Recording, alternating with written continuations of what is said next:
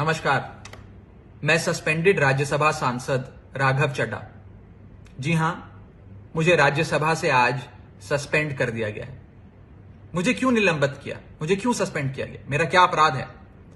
क्या मेरा यह अपराध है कि मैंने पार्लियामेंट में खड़े होकर दुनिया की सबसे बड़ी पार्टी बीजेपी के सबसे बड़े नेताओं से सवाल पूछे?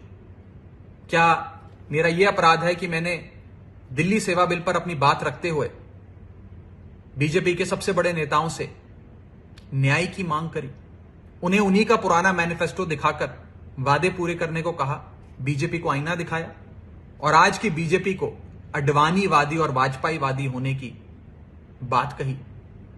क्या इन्हें यह दर्द सताता है कि कैसे ये 34 साल का युवा संसद में खड़ा होकर हमें ललकारता है, हमसे सवाल पूछता है, हम पे सवाल दागता है? ये लोग बहुत शक्तिशाली लोग हैं, ये लोग किसी भी हद तक जा सकते हैं। इसी हफ्ते मुझे कमिटी ऑफ प्रिविलेजेस के 2 नोटिस आ चुके हैं। शायद ये भी एक अपने आप में रिकॉर्ड होगा। सदन के अंदर विपक्ष को बोलने नहीं दिया जाता, लीडर ऑफ ऑपोजिशन का माइक बंद कर दिया जाता है। इसी मॉनसून सत्र में 3 आम आदमी पार्टी के एमपीज को सस्पेंड किया गया है, संजय सिंह, सुशील कुमार रिंकू और मुझे। पहली बार शायद भारत के इतिहास में देखा गया होगा कि लोकसभा में विपक्ष की जो सबसे बड़ी पार्टी होती है, जो इस समय कांग्रेस पार्टी है, उसके सदन के नेता को सस्पेंड कर दिया। यानी कि ये लोग चाहते हैं कि कोई भी आवाज ना उठाए, कोई भी इनसे सवाल ना पूछे, हर शख्स को सस्पेंड कर दो। मैं शहीद आजम भगत सिंह की धरती से आता हूं, पूरी मजबूती से प्रिविलेज कमेटी के सामने अपना पक्ष रखूंगा, न्याय की मांग करूंगा। इस देश के कई बड़े नेताओं के खिलाफ प्रिविलेज कमेटी ने कार्रवाई करी, इंदिरा गांधी जी के खिलाफ करी, अटल बिहारी वाजपेयी साहब के खिलाफ करी, डॉक्टर मनमोहन सिंह के खिलाफ करी।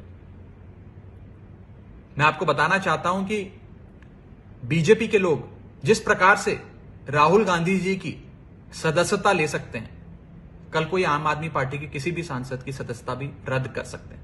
ये जो चाहे कर सकते हैं। और शायद मैं पहली बार ही ऐसा देख रहा हूंगा कि जो मनगढ़ंत आरोप बीजेपी लगा रही है और जिस अपराध के लिए मुझे दोषी कह रही है, वो तो अपराध कहीं रूल बुक में लिखा ही नहीं हुआ। मैं आपको साफ करना चाहूंगा कि बीजेपी के लोग ये कह रहे हैं कि मैंने कोई दस्तखत कर किसी सांसद के सदन में जमा करा दिए। मैं आपको सत्य बताना चाहूंगा। सत्य यह है कि किसी भी सांसद को एक समिति में नाम प्रस्तावित करने की छूट होती है। यानी कि मैं एक सिलेक्ट कमेटी के गठन के लिए कुछ सांसदों का, एमपीज का नाम सुझा सकता हूं, प्रस्तावित कर सकता हूं, प्रपोज कर सकता हूं। इसमें किसी सांसद की लिखित सहमति यानी कि रिटर्न कंसेंट या सिग्नेचर, हस्ताक्षर की, दस्तखत की जरूरत नहीं पड़ती है। आपको बस प्रस्तावित नाम देने होते और अगर किसी सांसद को आपत्ति है तो अपना नाम विड्रॉ कर सकता है। कहीं पर भी ना सिग्नेचर लिए जाते हैं, ना सिग्नेचर जमा किए जाते हैं, ना हमने सिग्नेचर जमा कराए।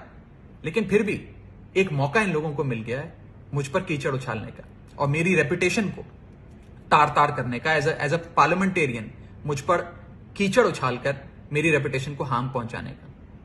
मैंने कहना चाहता हूं कि मैं आपकी इन चुनौतियों से डरता नहीं हूं, अंत तक आपसे लड़ाई लड़ूंगा। सरफरोशी की तमन्ना अब हमारे दिल में है, देखना है जोर कितना बाजुए कातिल में।